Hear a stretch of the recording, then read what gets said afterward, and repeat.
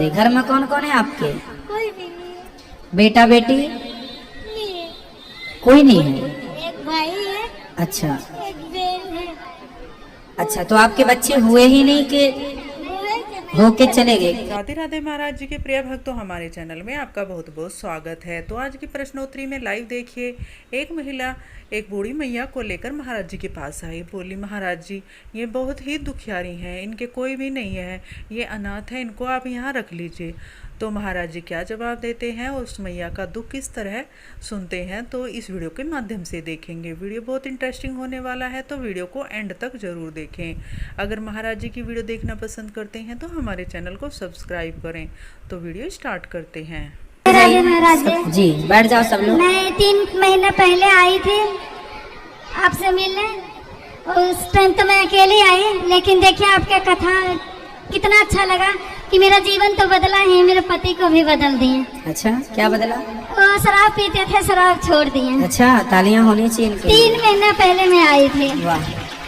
इतने ने मैं कई बार आत्महत्या करने की भी कोशिश की, पर आपकी कथा जब से सुनने लगी तो ना मुझे क्रोध आता है, ना किसी पर दया आ जाती, क्रोध नहीं आती। अब आत्महत्या तो नहीं करेंगे? बिल्कुल भी नहीं। अब तो मरने का मन ही नहीं करता। मरने का मन करता कब, जब जल्दी से मिलने का मन बिहारी जी से, तब कि जल्दी से मरो फिर बिहारी जी से जल्दी मिलो। बस एक चीज के लिए मरने का मन करता, बाकी कोई चीज के लिए। आत्महत्या नहीं करना है कभी किसी को, आत्महत्या पाप है।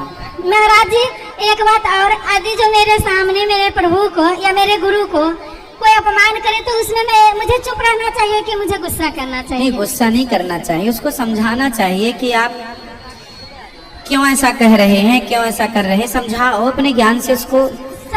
नहीं समझते हैं ना, मतलब उंगली उठा देते। आपको मैंने मन में आपको गुरु मानी, ऐसे तो मैं शिव के गुरु पहले मानती थी। गाँव में जिस औरत होते हैं ना, इच्छा दे दिए कि गुरु मानो, वही गुरु हैं। पर जब से मैं आपकी कथा सुनी तो मन मन आपको मैं गुरु मानी हूँ। तो आपके बारे में कोई कुछ कहता है तो मैं सहन नहीं कर पाती हूँ। तो क्या कहते हैं लोग हमारे बारे में? अब ऐसे जैसे माँ है तो कह देते हैं कि देखिए माँ के कहाँ रख रहे हैं। अभी मेरे पास एक माँ आई रोते रोते, तो बोले कोई कि मतलब कहाँ रख रहे हैं, देखो। तो मैं आपके पास गई वहाँ कि देखो, नहीं जितना मुझे क्षमता होगा मैं इससे हो करूँगी। आपके तो दासी हूँ मैं। बिल्कुल, क्योंकि आप मेरे गुरु हैं। यहाँ उनसे बोला करो कि यदि आपको कोई संदेह है तो आकर के यहाँ देख लो।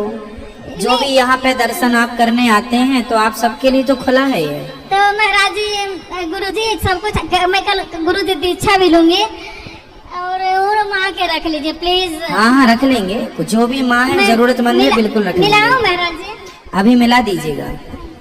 क्या कुछ माताएं आती हैं, उनसे बोलो कि आप अपने बच्चों से बात कराइए, तो बच्चों से बात नहीं करा पाती। बेटा है नहीं बेटी है, कोई अच्छा, नहीं फिर रख लिया जाएगा। ना घर कुछ भी नहीं है, अनाथ है। कोई बात नहीं, जरूर रखिए। मुझे दया आ गई है, प्लीज बात कराओ।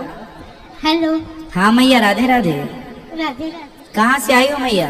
मैं इंदौर से आई हूँ। इंदौर से। घर में कौन कौन है आपके? कोई भी नहीं। बेटा बेटी? नहीं। कोई नहीं है। एक भाई है। अच्छा एक बहन है। अच्छा, तो आपके बच्चे हुए ही नहीं कि होके चले गए? 3 बच्चे हुए। हाँ, माइक पास में लो। 3 बच्चे हुए थे। 3 बच्चे हुए थे, तो 3 कहाँ गए? एक तो तीसरी किताब पढ़ता था स्कूल में। हाँ।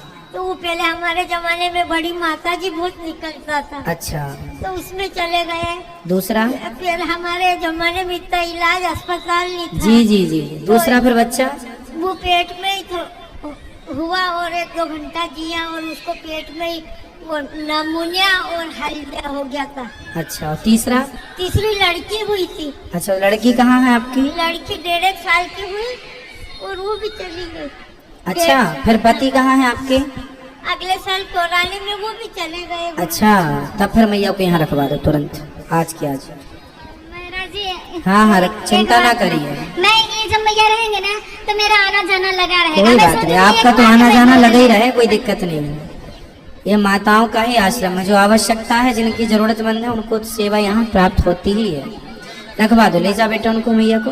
मैं जम्मू कश्मीर से आई हूँ अपनी मम्मा के साथ। मैंने अभी हाल ही में भागवत गीता पढ़ना शुरू की है, तो उसमें उसकी भूमिका में ही मुझे कुछ शब्द दिखे जिनका मतलब मुझे समझ नहीं आया था, जिनमें लिखा था जीवन, मृत्यु, जरा और व्याधि। तो इन शब्दों का मुझे मतलब बता सकते हैं? जीवन मृत्यु, जीवन तो ये जीवन है जो हमारा है, मृत्यु, मृत्यु भी आप जानते हैं। जरा मीन्स होता है बुढ़ापा। व्याधि मतलब तमाम समस्याएं, दिक्कतें, लोग कहते हैं व्याधि है, शारीरिक कष्ट है ना। जरा कहते हैं बुढ़ापे को, जरा मीन्स होता है बुढ़ापा। कहते हैं जरावस्था आ गई, मतलब बुढ़ापा आ गया। और एक और प्रश्न है, जैसे महाभारत में श्री कृष्ण ने अर्जुन को बोला था कि अपने ही मतलब अपनों से उनको लड़ने के लिए बोला था, तो उनमें अर्जुन को उनकी हत्या करनी थी, मतलब उनको मारना था।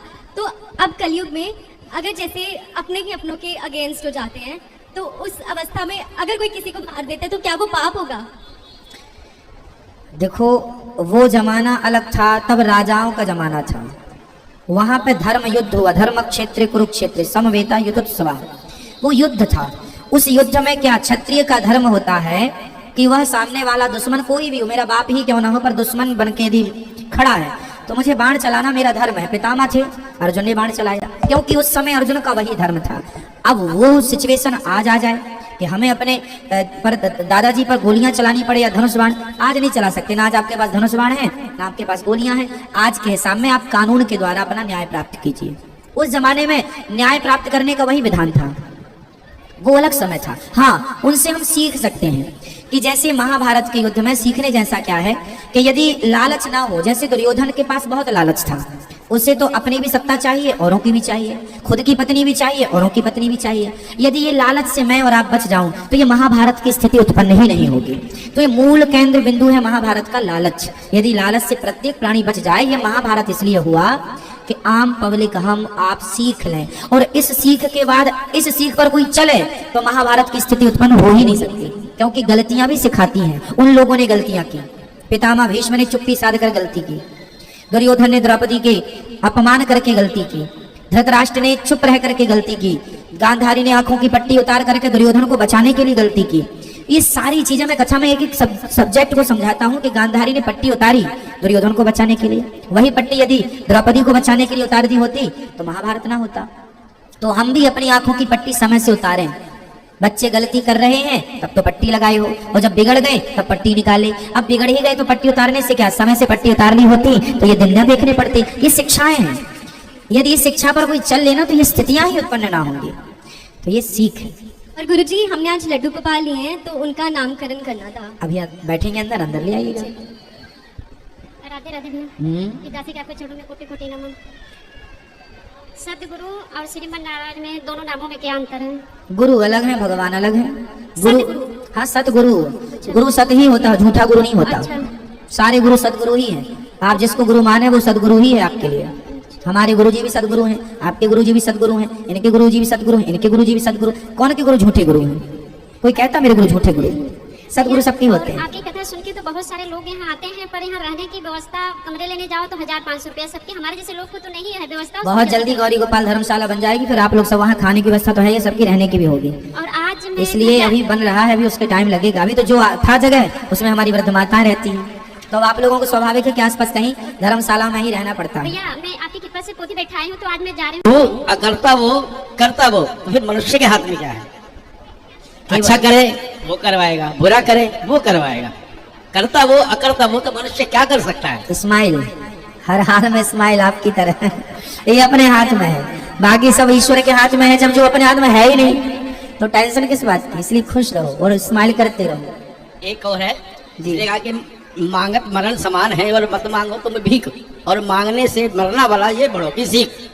ठीक है। और किसी ने ये कहा है कि एक आदमी निमित्त होता है, प्रभु खुद तो नहीं आएंगे लेकिन निमित्त होता है। तो वो कहता है कि मांगन गए सो मर गए, और मांगत कभी ना जाए, और हो तो मनाई जो करे वो पहले ही मर जाए। हाँ बेटा।